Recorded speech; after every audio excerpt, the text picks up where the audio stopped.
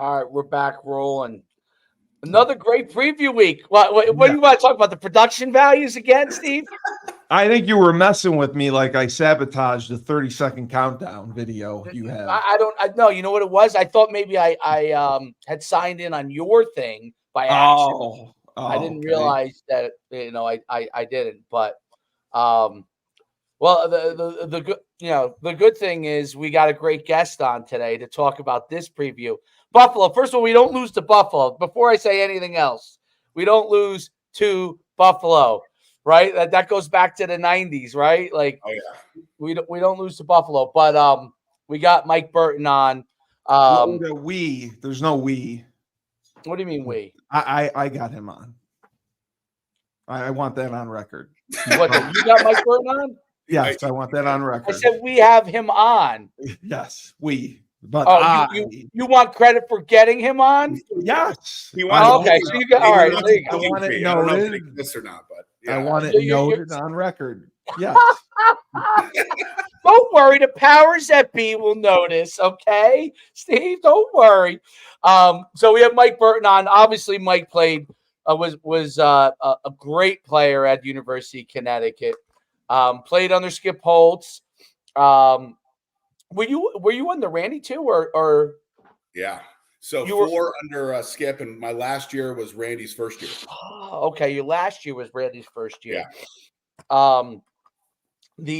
If you didn't know already, if you're a UConn fan, the Burton family complex is named after his family, and he is also the lead driver between on the Bleeding Blue Collective for UConn, which is really doing some great things. He's breaking ground for UConn, especially football wise. You're breaking ground from a collective standpoint, and obviously, I'm sure learning on the fly too with how to navigate the NIL process, which is quite the challenge. So before we talk about any of the UConn versus Buffalo stuff, talk to me a little bit about the Bleeding Blue and what you guys are doing. Store Central too. To help the players. Central. Yeah. So and thanks for having me, guys. Dave, I haven't seen you in a long. I've seen you on YouTube, but I haven't talked to you in forever. And we go way back. We go back. It's almost 30 years now. I know, which is pretty scary. But so I got involved. Bleeding Blue for Good was set up 2 years ago. I got involved in October when there was no football presence at all. Right. And they basically said, I was talking to our athletic director, Dave Benedict, who, by the way, is great. And he's like, listen, we got to figure something out for football. And I had gotten to the point where I'm like, listen, I got to do something. I feel like it's time to do something because candidly, if we got to figure out a way to raise money. I saw what was going on because my brother was doing it for Syracuse NIL. So, and he was telling me exactly what they were doing. And I'm like, man, these guys are way ahead of us. And so we sat down, met with Coach Mora. I said I'd get involved and I'd run the football part for Bleeding Blue. And we started off and just said, listen, how are we going to build this? And starting in October and by the end of December, we had raised over $500,000 for football alone. I was told we could only get 300. That would be the best we could do. We knew we'd do better than that. And then since then, we've done even better. So, when you look at the world of football that's out there, there's the Power Four, and there are some big guys in that number. Like the Ohio States are spending $20 million a year. Like that, Yep. That's the top of the food chain. And then there's probably 10 or so of those guys, and they descend in order. And then you get to like the ACC schools that are probably spending, I would guess, 3 to 7. Yeah, and Florida State's probably an outlier there, although you don't see it on the field right now.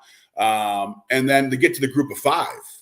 And that's where it gets really interesting because most of these schools do not have real funds to put into football. They don't.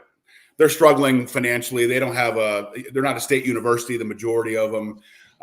They don't have the backing of the state. They don't have a basketball program. They don't have an athletic program. So our goal was, hey, listen, let's be the best in the group of 5 this first year.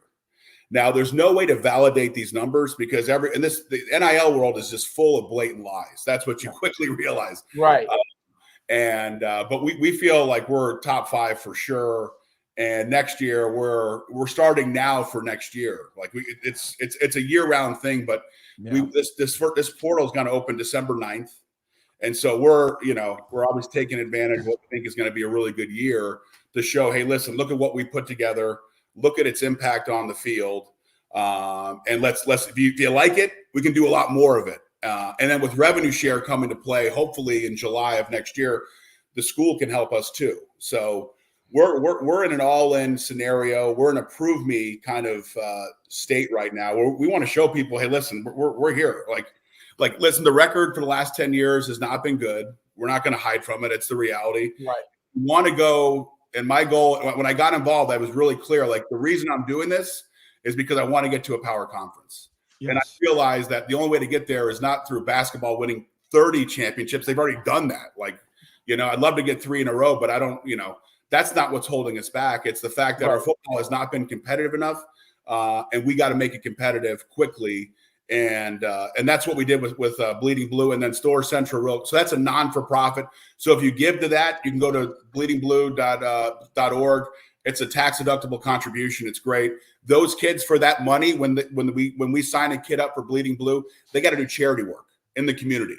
So we're basically we're trading their services to charity, and then therefore you get a tax deduction. So it's a really good thing. These kids are doing stuff at children's hospitals, blood drives, animal shelters, like really good things that you'd all be proud of. And then there's Store Central, which is more of a media company, but allows us, it's a for-profit collective where we can now, you need to have both because there's rules behind, for non-for-profit and for-profit. So we wanted to have both. And so we kicked that off in March, and that's got over 1,000 paying subscribers so far. And we want to do a lot better. But yeah, that's the world of UConn collectives. That's how we do it. And we've grown really quickly. Basketball was ahead of football, but football's coming. Like it's really here. And I think and Dave and Steve, you appreciate this. People just got to see it. Like, they got to see it. Connecticut's a state where you got to show them that, people aren't just going to show up. Like, look at our stadium the last couple of years, and even FAU, which was a step in the right direction. But you start putting wins together, and you show some exciting football, like, people will come. They'll support it. We've seen the recipe before, and so we're confident in that. Yeah, that makes a lot of sense. The whole NIL world is confusing to a lot of people. That's what I think.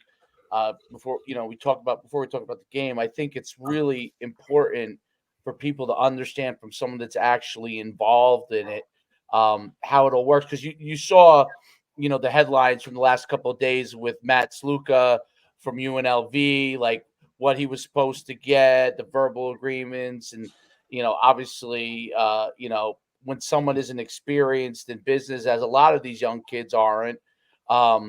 They could be in a position to hear one thing. It may be true, it may not be true, or they want it to be true, or it's just you could have a coach that's throwing things out there, right? And that's very possible too, right? That's what I couldn't believe. Yeah, Mike said that they're offering kids money they don't have.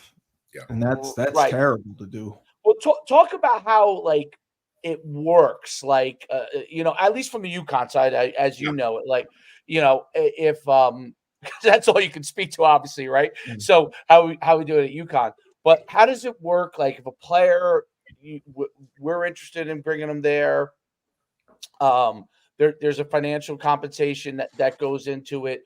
What is how does that process work a little bit? Give a little insight of how that actually works. Yeah, it's a great question. And it's changed actually from the December window of last year to the April window, where now the collective can get directly involved with the kid during recruitment. Yeah. And the one thing that I'll say and I would have told Matthew Saluka this, I saw him play because my son plays at Georgetown. That kid's a hell of a player. Yeah. You have to have a contract, period. Like, that's it. If it's not, the old saying, if the paper is worth what it's written on, right? Like, you have to have it. And so when a kid comes to UConn, we're going to get involved in the story. We're going to meet with them.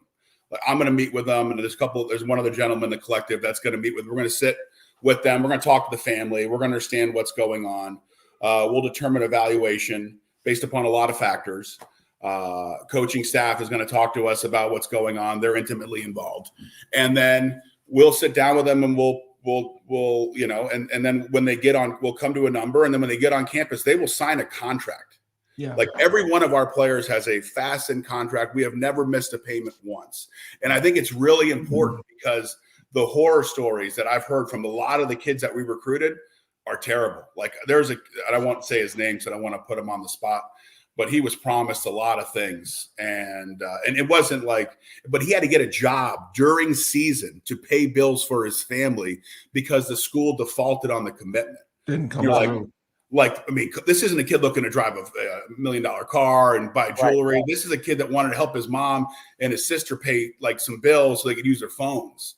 And so we told these guys straight up, everything we tell you, we're going to put it in writing, and we're fully funded to back it up. So like every kid out there who's listening, or the advice I would tell you is Matthew Saluka should have gotten a contract.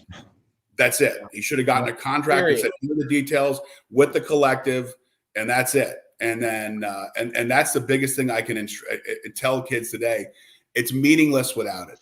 It's all BS. And I would tell you, that's why we feel so good about where we're at, because our reputation is really good. And in this world, like, reputation is 90% of it. So yeah, the process, I think that's a great point. And we talked about this before. Like, you have to have it's amazing to me how people will go somewhere without a contract on it, and when that kind of money's involved too. Well, it's surprising too. Like, quarterbacks are usually obviously among the brighter guys on your football team, but I do think that you get in these situations where you want something to happen and you're hopeful, and that's where you make the mistake instead of going with the tangible, right? And you get into those situations. But that's really, really a great insight, because I think this whole thing is so important for them to understand who are people that and trying to figure out. Like, I advise every parent, figure out through the process, try to get with people that you can trust in this process, because there's a lot of things out there. And I was an NFL agent for 6 years, so I tell Steve this all the time. Like, I would say, like, the beauty of the NFL system was that you had a set contract that you had, okay, and then you added parameters to that contract. There was no such thing as like a verbal agreement. It either was on paper or it wasn't, right? There was a set amount that you could get from a commission standpoint, whether agents liked it or not. There was a set amount. There was a players union that, whether you like the players union, I had plenty of problems with the players union, right? Yeah. But it did help the players from a standpoint of they understood what was going to happen, right? And so these are all things that, I mean, down the line, obviously, there's a big mess with it all. But the biggest advice is obviously figure out people that you can trust. What you said is 100% true. If it's not on paper, I don't care how much you want it to happen, it's not going to happen. Do not trust it if it's not down on paper. Yeah. And if you have to take less money from another school to make sure it's on paper, that's what you do. It's just, hey, I'm sorry, you don't get 100K, you get 50K, right? But that's 50K you're going to get. Well, it happened to the Florida quarterback too. The Florida quarterback was promised like $14 million a year. He just had to enroll, and he enrolled or whatever, and he didn't get a dime, and ended up transferring to Arizona. It was a verbal thing, and you don't know, like, these. That's the other thing that for players is that what I really like about what you're doing is that you're upfront with everything. I mean, obviously I played ball with you. I know how you are, and you're making sure they understand these things, because we want players to have a good experience. That's the key, because as the Sluka thing is rough on Sluka, but you know who it's really rough on overall? Reputation of UNLV, right? Yes, that's big time. Who really, like, now the next player they go to offer something to is obviously not going to trust it. Look what it's done to Florida, okay, from a playing standpoint. Florida is struggling. Napier's on the hot seat. He's on his way out. He may have had nothing to do with the whole situation, but because of when it transpired, players then get a different impression. So in the long run, obviously, what you said is 100% true. The reputation is the key, and you got to protect that as much as possible and get the players in that do that. So it's kudos to you what you're doing. I think it's so important for UConn. Obviously, there is their kids are making money now. That's the reality of the world. And that's good for them, but being able to put it down in the right manner is the key. And I love that Bleeding Blue is doing that. And to me, obviously, because I know you, that you're the leader of it is an awesome thing. Yeah, it's been, and you're right. We've been drinking from a fire hose because so many things are changing at once. But our word is our bond, and I tell you that means a lot because, like, I'll give you a great example. Skylar Bell came to us in December. Skylar's a kid, played at TAP, but he's from the Bronx. My son played against him in prep school. Great, what a great dude, great kid. He's having a good experience. Was he the Wisconsin or Purdue kid? Wisconsin receiver. He's been playing great. Yeah. He's playing great now, but he was having a good spring. How do you think we got Nick Evers?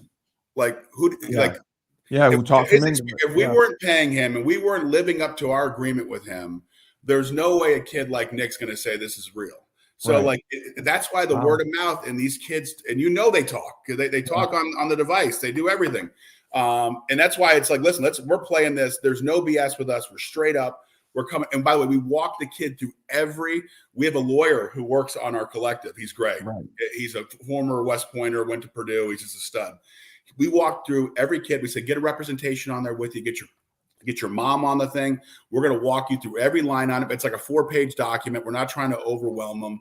Like, we want them to understand it. And we show them, like, here's the things that you have to do. Like, you got to be a good student. Like, you can't not go to class. Like, you got to, there's parameters here around this contract that are important. So, like, for us, it's doing the right thing. It's so far it's working. So it's good. Is it year by year, or do you do it for 4 years?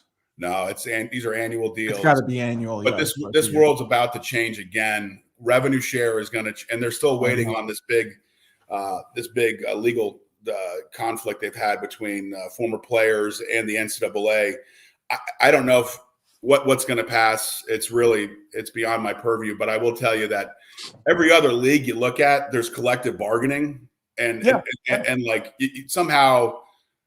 In my world, in my mind, these kids are going to have to be employees of the university, and they're going to have to be unionized, because then you can actually collectively bargain with them, and then you can put caps in place. Correct. Until then, there's no judge that's going to let some of this stuff come through. But there is some hope that there's going to be a revenue share piece starting in July of next year. Yep. Where I think the cap's $22 million for all sports with the television. Yep. Yeah, and listen, I'm not sure every school is not getting the $22 million. I can tell you, because a lot of them have to come up with new money. Like, a lot of these schools spend it. Like, it's not like they're not all pocketing like $30 million a year of profit. Like, a lot of this just keeps going into driving it forward. So it allowed the school to pay him. So it's a good step in the right direction. In our school, like I said, our athletic director is great. He believes and he sees the world the same way we do, which is football is critical to the ongoing future. So, like, we are all in this year, next year, and obviously beyond that. But we think that if we can put a couple good years together, we're going to show people that, listen, this is who we are. We're a pretty attractive commodity here. Very. We'd love to join a power conference. Yeah, absolutely. I think that's. I think your step-by-step process is really, really, really important. Like, I mean, early on, I was very and Steve knows I was critical. Like, what is going on here? Like, and from a process standpoint, and once he let me know, hey, Mike's driving this, and I'm like, well, obviously I know Mike, so I know that it's going to go in the right direction. I think that's an important thing that I think that you're doing. Obviously, Steve's doing that with his Husky Talk and really trying to make everybody aware what the process is. I mean, I think in a short time, with Steve's doing, and Steve got me to jump on board, and obviously with what you're doing, like there's been a lot of traction because I think UConn is in this opportunity stage, right? It's really an opportunity stage where you kind of have a window of time that we could jump through that window of time and get there. Otherwise, you're set back 8 to 10 years, possibly in that process. So, I see that, and I see the opportunity, and the university's doing things, by bringing Phil on and Phil Hunt on and trying to get to ramp it up. But you're 100% right. It is like drinking through a fire hose because it's so fast. It's moving so quickly. And the big, like the Power 4 conference schools had such a leg up, right, on the whole process. When I heard Ohio State, I'm good friends with the recruiting coordinator at Penn State, and he said, yeah, we have good money, but he said Ohio State is able to straight up, and Ryan Day, who played in our conference, college, I know Ryan, and he basically has a budget that is far ahead of anybody else, and he's got a able war to buy. chest. Yeah, he's got a war chest, right? And then obviously, as soon as they find out that Ryan's got a war chest, Alabama's like, "What is that war chest?" Okay, we'll Texas A&M, so on and so forth. So all of a sudden, all those schools ramp it up very, very quickly, and they have the structure in place. So it's great to see how we're building that structure in place of football, and it is, I think, more difficult at UConn in the sense that basketball is so successful, and so many people in Connecticut associate University of Connecticut with basketball, which is great. I mean, obviously, Hurley's phenomenal. Like, I can't get enough of consuming content on Hurley, right? Like, I watched Hurley and his wife's banter back and forth. It's phenomenal. But and obviously, Gino's a phenomenal leader and coach in what he's done with the women's program. But on the football side, where almost every other state school and big school is led by football, we're in an unusual spot that obviously basketball has led first. So being able to rally it and build it is an education process in the state as much as it is anything else, right? And I always go back to, I always say this to Steve, I go back to Lou Perkins, like, and from what you told me about Dave Benedict, he's driving to be in that kind of. Lou was so great at it. God rest his soul. Lou was so great at that process, and building UConn and marrying football with basketball where needed, believed in it, and helping all the athletic departments. And when you tell me David is really working to make that happen as well. But I always think, like, Lou, that the gap happened, because Lou, who was so great, it was hard to replicate a Lou for a long time in that department. It's not just something you can go in and plug. When you replace a legend like Lou, it's hard to replace a legend like that, right? And but obviously now with David, we're starting to get that process, and I think that you're so critical to that part, and other people that you're bringing in as well. Yeah. It's truly a collective effort. We have great. Their board of directors is great. Yeah. Yeah. And I will tell you, we have some people that give to us that were there either before us, before even Dave and I, that are just awesome. I mean, guys that believe it, see the vision, that are investing in football, that are like, listen, I'm all in. And I tell you, they get really excited when you beat down teams like 48-14. Like, I'm telling you, I talk to guys and they're like, this is what we were talking about. And it's so great to show them. And I'll give you something funny. Like, some guy, a gentleman, I don't want to say his name, but all of a sudden Saturday night, I get a text saying, this guy just gave $5,000 to our collective. I don't know who this person is. Yeah. He's just like, he wanted proof. Like, there's people out there that are starting to show up, and it's just great to see it, because I know that, listen, we can be very competitive. I believe that we should be in a power conference. I think we can be competitive in it because we've done it before. And we offer something now that a lot of schools don't, because, like, listen, they got $20 million at Ohio State, but they can only play, 22 guys on offense and defense. So, like, that, the good news is that number is not changing, the 22. So at the end of the day, kids love the money, but they also love to play. Like, they gotta play, because a lot of them want to go to the NFL, and you cannot get in there behind some of these studs they have at Ohio State. So we offer a lot of Power 4 guys today, and you can see it on our roster, a chance to be either the guy or a huge part of what we're doing. And I think, and with Coach Mora, he is so good in the portal. Like, I'm telling you, this guy is phenomenal. He's so credible because of his background. The kids, they understand who he is. He's not selling them BS. He's like, here's what I'm doing. Here's what I'm doing. Here's how I see you. And they love it. And the parents love him. They trust him because he's at a point in his career. He's like, I don't need to be doing this. I do this because I love it, and I want to make UConn something special, and I want these kids to be great. And like, he doesn't need to do this to get another job somewhere else. This guy is all in. It's awesome to see that. It's interesting, the conference stuff, because like, I remember how successful we were in the Big East, right? With football wise, and before we went into the Big East, I remember people saying, "Oh, are they going to be able to compete in the Big?" And we did, obviously. I remember seeing us beat, Rutgers, and look at what Rutgers, with the opportunity to be in the Big. Rutgers is kind of my example to people on. Rutgers was given the opportunity to have the right coach in place, right? Yes. So Schiano's the right coach in place. He understands New Jersey. He understands Northeast recruiting. He also can dip into places around the country as well. So that's what's enabled Rutgers to be successful. We obviously competed side by side against Schiano back when we were in the Big East, and we beat them. I remember that was becoming like a big rivalry. It was our first Big East win. Yeah.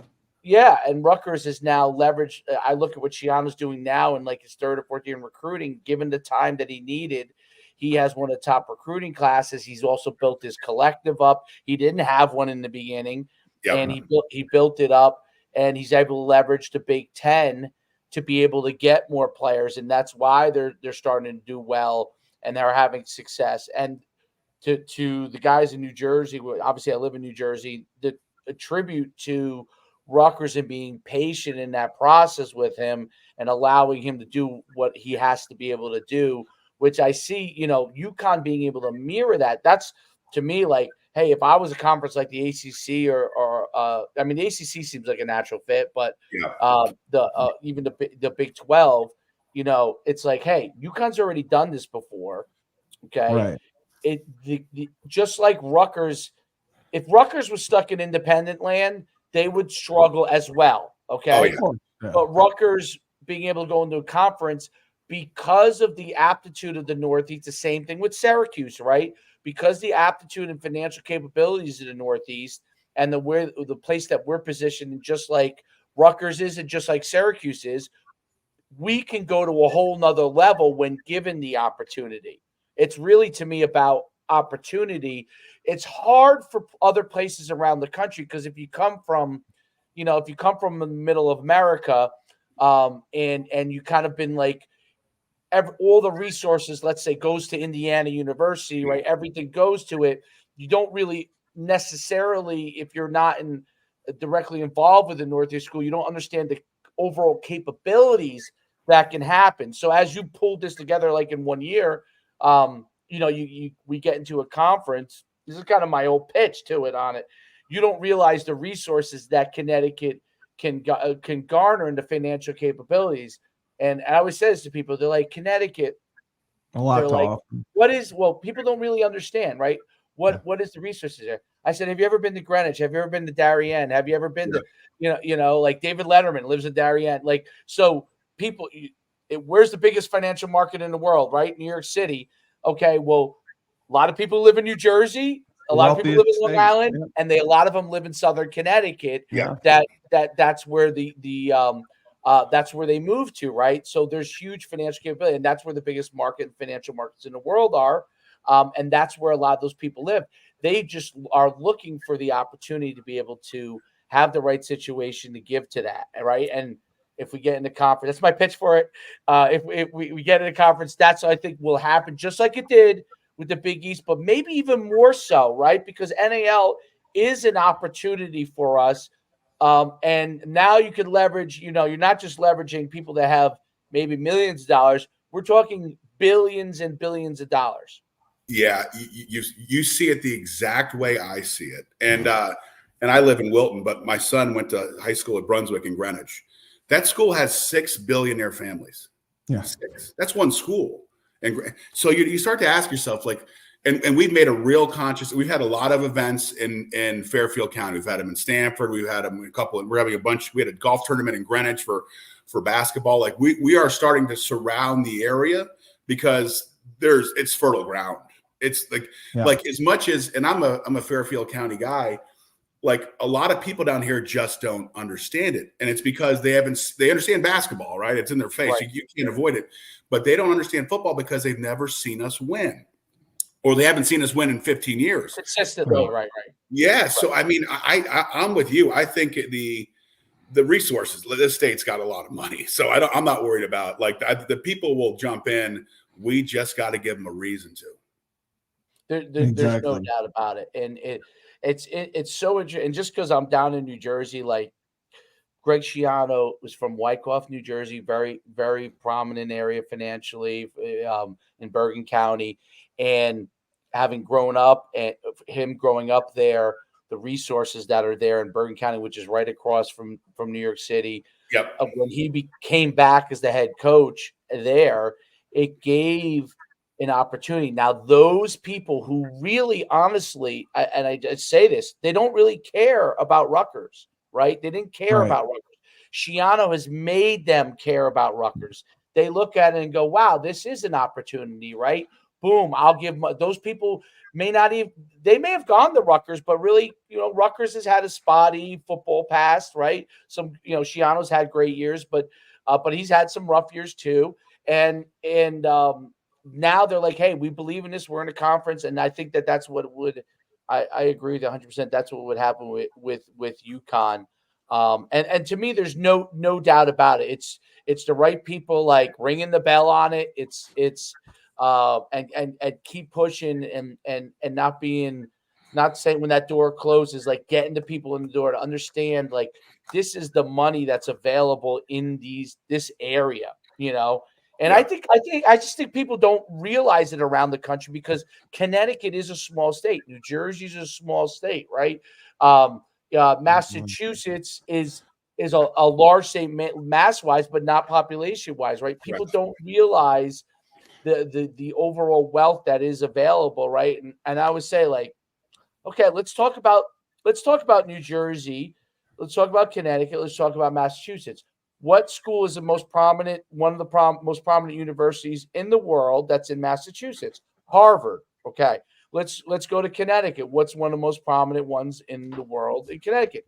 Yale. Let's go to New Jersey. What's one of the most prominent universities in HYP. the world? Princeton, right? So those three states will also mirror it with their high profile athletic. Boston College in Boston, Connecticut in University of Connecticut in Connecticut, Rutgers in New Jersey. And you could leverage, those are things that enable you to leverage, because those people want those people to be successful. Those are people that they hire to work for them in those states. Those are people that are employers and business people in those states and owners of businesses.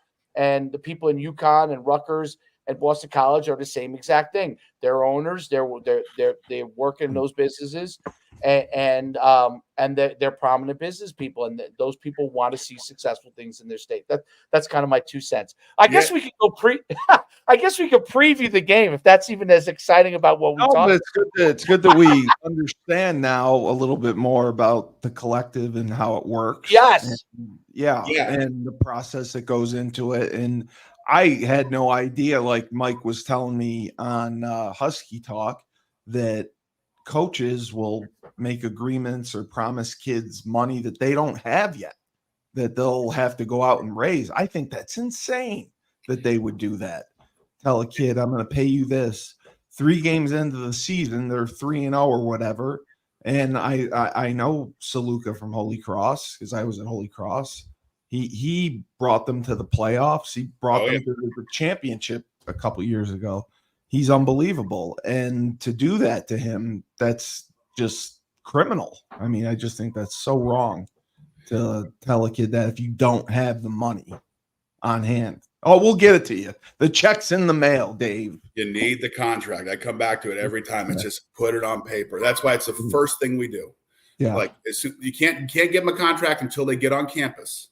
Right. They have to, and then at that point, you can sit down with them in the first couple of weeks and say, here it is, right here. We're going to sit with you, get your mom on the phone, if you got a lawyer, get on the phone, you have an agent. We deal with agents too. You have to, yeah. So we've dealt with several agents, a couple on football and a bunch on basketball. So like you just sit down and go through it all and you work it through. And but the only thing before we go to Buffalo, last thing I'd say on the collective is we've done a good job of getting a core group of people that are giving large amounts. That's great. But we need to now spread out to people that give $100, give $500, give $100 a month. Like we need to really, and you saw, I don't know if you saw it, guys, but the Arkansas coach was like, hey, we can't rely upon the Waltons every time. Like we need 10,000 people at $100 a month. Like if we do that, we're going to be okay. Now I'm not asking for that, but we need to start getting more. We need to let more people know about it. And so thank you for helping me push it out. But B is we got to encourage people to give. And listen, if you're giving to something else, it's a tax deductible donation. You should do it. Like, and especially with your alma mater, like great, do it. And furthermore, if you don't have the money, I get it, no problem. But if you know people that do, maybe they even go to UConn, put them in touch with us. The coach will meet with you. We're looking for. You don't have to be an alumni to be a fan here. Like we're taking on. Like we're open for business. Like we want to talk to people about what's going on. We'd love to build our fan base. We're people that are non-alumni too. So like we're looking for everyone who's got interest in being part of something that you're kind of getting on the ground floor here, which is pretty cool.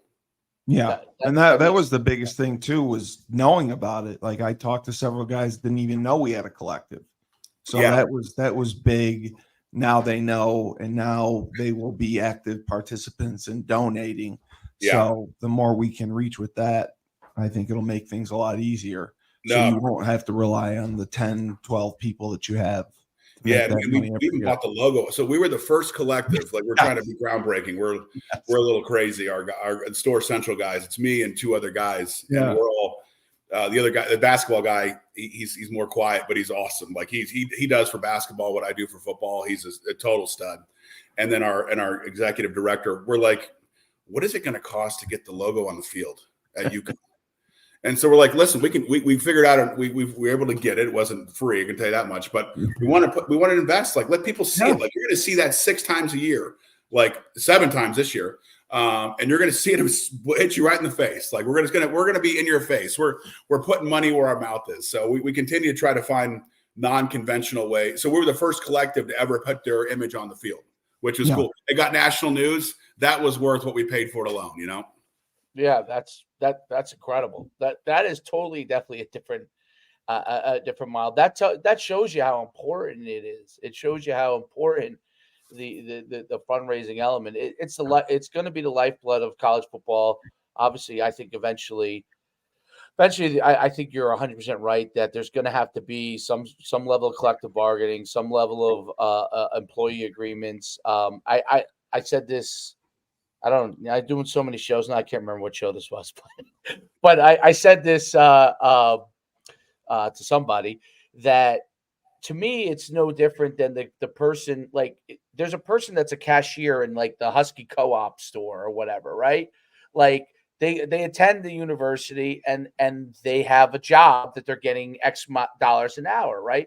Well, to me, eventually that's, they're just going to be high paid, but they're that's what it is. Like, why are they not able to get the benefits of that? And I say benefits beyond, obviously what you guys are doing is phenomenal, but you're talking benefits and that all employees start to get, right? From health insurance to protections to all different things. Now I know the university does that because I remember when we played, like you're covered and all those kind of things.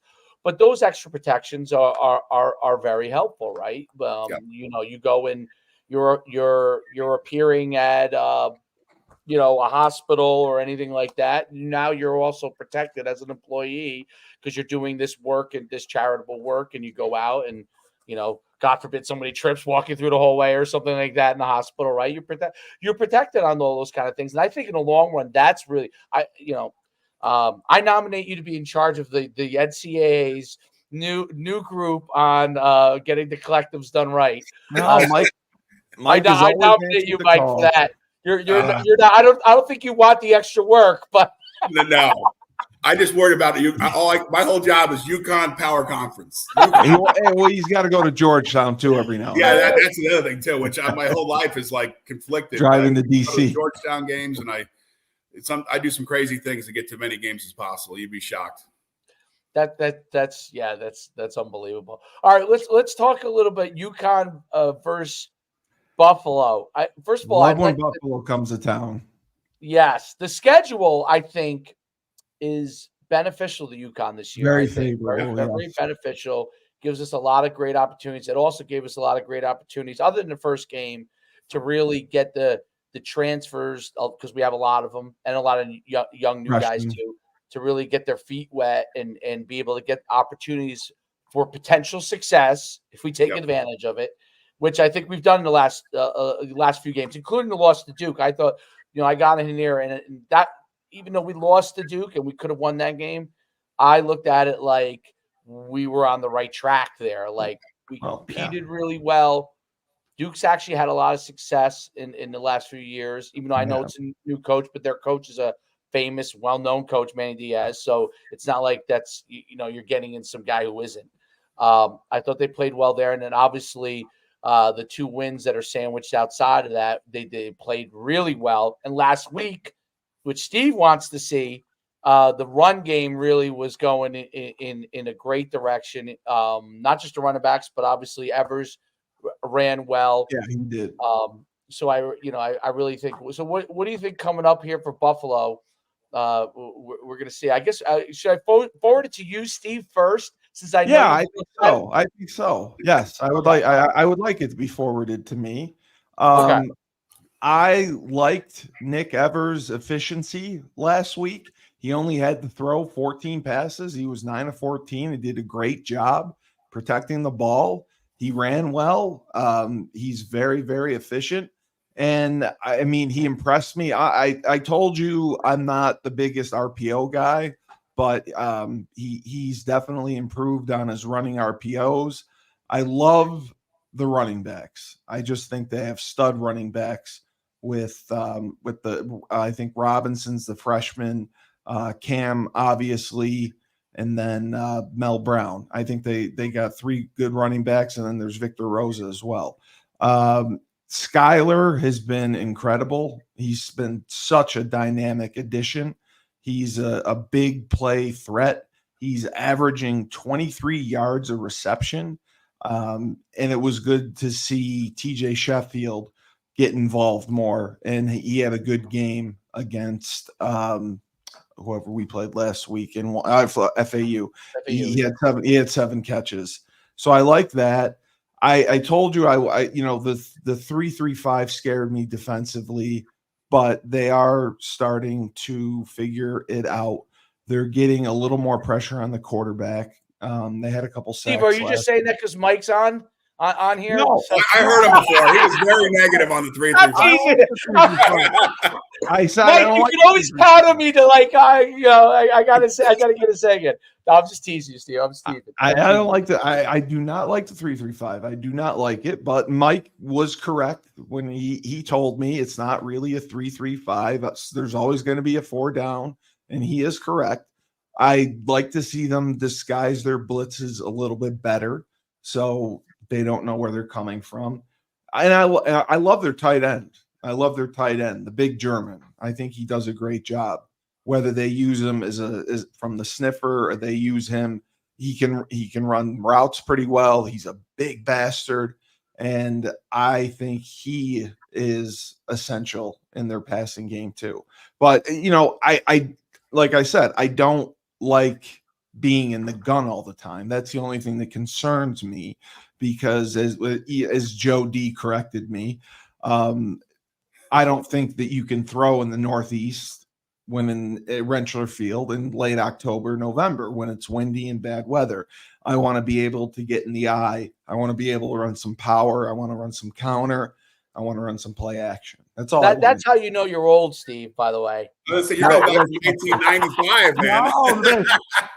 That's how that was Randy's model. Randy's model: run the football, play tough defense, play field position, don't turn it over, score in the red zone. Those were his 5 principles, and I think those are still relevant today. If we can go from the gun and be successful throwing the ball in October and November, I have no problem with it. I have no problem with it whatsoever. That is my only concern. But against Buffalo, Buffalo's coming off a big win against NIU. I don't know if they're for real or not. But from their other opponents, I believe that we should be able to handle them, and it'll be a big win at home for sure. They're not as good at quarterback. Their quarterback's down. They have a pretty good running game. They got 3 good running backs as well. It's just their quarterback play is okay. I'm wrong. No, they have a good quarterback. Their quarterback's doing okay. He's got 4 touchdowns and 1 interception. I was looking at the wrong guy. We need Joe D to fact check you. You have to get we need some real time fact checking here. Real time fact checking. They're defensively is where they've been struggling. They don't really pressure the quarterback. They don't have a ton of turnovers. So I think we'll be able to move the ball on them, and I think we'll be able to stop them. I think, our offensive firepower, is starting to come alive, and we're really explosive. I like the tempo. When we go fast, we pick it up and we go. So I think, we should score 30 points easily in this game, and it should be a win. Should be a big win. Yeah, I guess for me, it's a continuation of what we've seen. We've seen real growth over the last 4 weeks. And everyone's got to realize it's not just the transfers; it's 2 new coordinators. Yeah, and our offensive coordinator who's never called plays before. And by the way, the guy's really smart. Yeah. Gordy's really smart, and so he's going to get better. So what I've seen, and I think the inflection moment for me was the pick 6 at Duke. Like, that was 17-0. We're down. They're going in there. That play right there, to me, although it didn't result in an ultimate win, was a play where, like, I think this season turned for us, where these kids said, "Oh, okay, well, we kind of shook it off." Merrimack was great, but that's a 1AA team that I think has had some challenges. And FAU, going into the FAU game, I was concerned because Tom Herman, and that's a real coach. That's a guy who's won, and he's been at Texas. He won at Houston. He's a young guy, and for us to show up like that was really impressive. And I went on the field in the 4th quarter, and the sheer size of us compared to them was our offensive line is so big. Yeah, the tackles are big dudes. And their D-line it looked like probably our D-lines from the 90s, which is not a slight. It's just the kids are huge now. And we were able to push them around. I think Buffalo, I watched the NIU game. They're smart. They're going to take away the run. If you're watching us, you're saying, I'm taking away the run. Yeah. And so they're going to load the box, which the same thing it did against NIU. NIU kept kind of trying to pound it. And I think it's going to be a big game for the exterior. I think our receivers they're going to get a lot of one-on-one matchups. I think Skylar, TJ, Easy Anderson. I think number 4, Gathing's going to have a big game. I think the freshman may have a couple catches too. I think it's going to be about exterior, getting the ball out quick, these quick bubbles, and then probably a couple deep shots. You get man coverage. I think our talent on the edge is better than theirs. So I think that's where this game's going to be won or lost. You are going to see outside zone from us. That's kind of who we are. And I think we got to run, and I think we block it in a way. And our tackle, Chase Lunt, is really a dude. Like, he's an NFL. Yeah, he's unbelievable. Really like, and by the way, Texas guy, great guy. Like, I mean, he's salted. He's exactly what you think he would be. And I think Ever's going to show through the arm. I think he has not had an opportunity to show the arm game yet. And I think we're going to see a major step forward there for us. Defensively, Matt Brock, the DC, and you guys got to meet him. You guys would love him. And Dave, you would love to play for a guy. This guy is we watched his video. He was the one that we saw the intensity. Yeah, well, you watch it live because it doesn't turn off. It's like the guy is constantly at this high level, and these kids are getting better. And our front is going to do really well against these group of 5 teams that are, not. And Duke, and by the way, Buffalo's pretty big up front. They average like 315, 320. Yeah. But us moving around is a problem. Jaden McDonald, the middle linebacker, is really that's a 6-year player. Yeah. Came to us. He was at Troy. He went to Indiana. He was at Troy, went to Indiana in the spring, was like, man, I'm probably not going to be the guy. Or if I am, I'm going to be splitting reps here. I want to go somewhere to be the guy. We find him. We bring him in. His brother plays at Ohio State defensive line. So this kid comes from real pedigree. And the kid's been a stud for us, like a real stud and a great guy. And his mom's even better. So for us, I think that's what it's going to come on. We're a little banged up in the secondary. This quarterback, I think, is much better thrower than what we saw at FAU. But, they had 180 yards of total offense against NIU. Yeah. They won that game. So I think if we play smart, we don't turn the ball over, and we execute our exterior game and establish the outside zone, we're going to be in good shape. Yeah, I mean, our running game, I mean, we have one running. Robinson is right at 300 yards. Mel Brown's at 252. And Cam Edwards is at 183. And there's nobody averaging under 4 yards a carry, 8.5, 5.6, 4.7, 6.9. I mean, they're running the ball so well. Yeah. Expect a lot more Cam this week would be my. Yeah. Cam's the guy. I mean, I think he had such a big load at Duke. He carried such a heavy weight. Yeah. I don't know if he was up. Yeah. And I think I saw once they kind of had control of that. They wanted to, I think he only had 4 carries last week. So this kid, this is a tough dude. Norwalk kid. Great. Yeah, this is a tough dude. I mean, tough guy. Like he loves to hit. So he is our number one guy. Yeah. Darrell is great. He came to us from Charlotte. And he's been begging for reps, and he finally gets his chance. He took advantage of it. Great. Mel is going to be more of a third down guy for us and a scat guy. It's really speed with him. Yeah, he's only 175 pounds, so he is all about. I didn't know he's that small. Yeah, you don't want 250-pound guys touching him. You want him out in space. And then Victor, which I hope we're getting back this week. Listen, you need 4. You really, and that was Mora's creation. He's like, I want to load this backfield up with guys that we think are high quality dudes. Yeah. We know we have Cam, we know we have Vic, but I want 2 more. And to get Darrell from Charlotte, and he's got some stories about Charlotte that you guys wouldn't believe. UNC Charlotte, he went to? No, just Charlotte University. Yeah.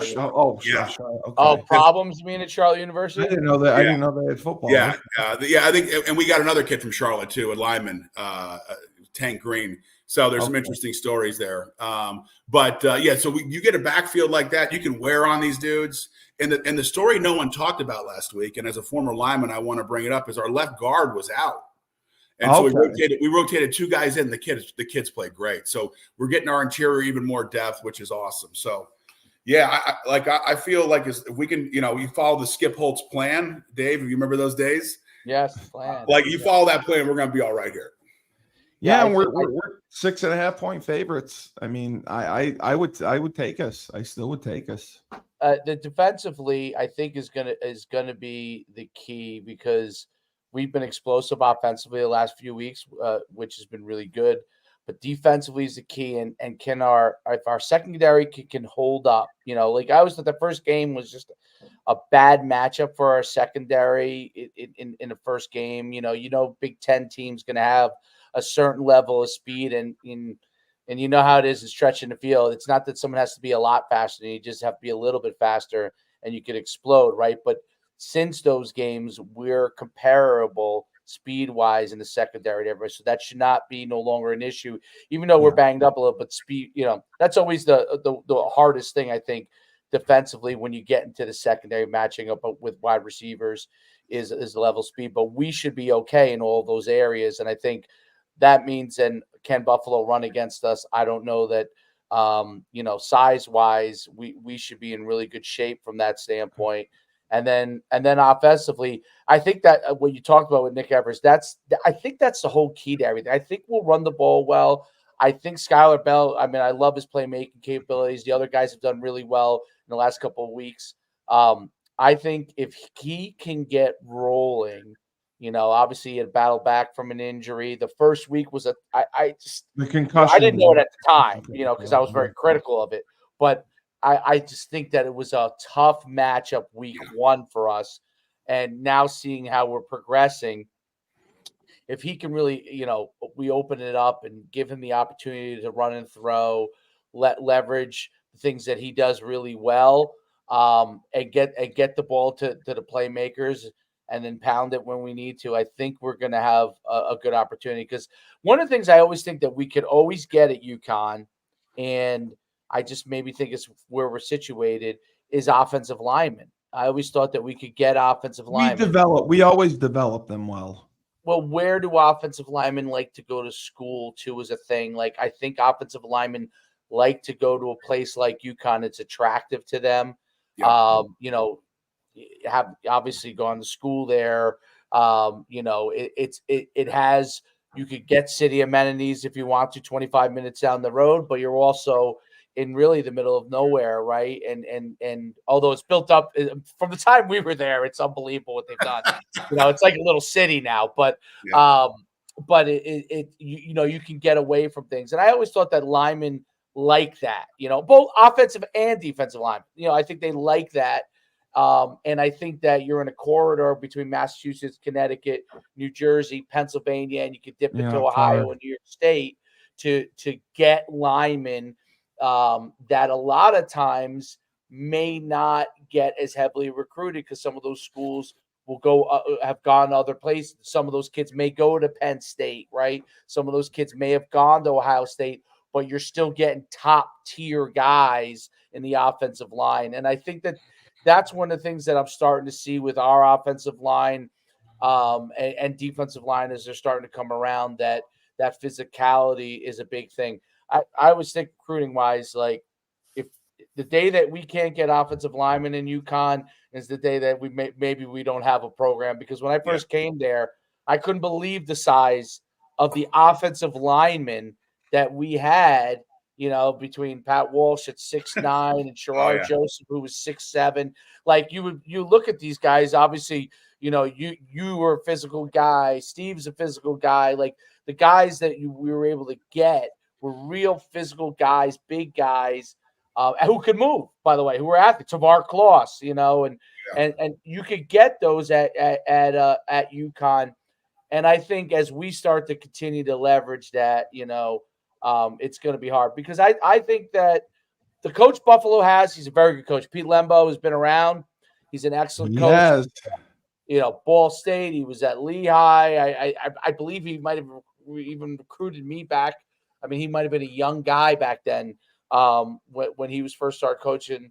But he's had a lot of success at different levels, and he's going to continue to have success at Buffalo. But I think that we have the opportunity to really make a statement in this game. And if we take it to the team that beat NIU, and NIU had that big win against Notre Dame, you'll see, okay, you know what, the things that we start to want to happen probably will be attainable. And I think this is a big, big game.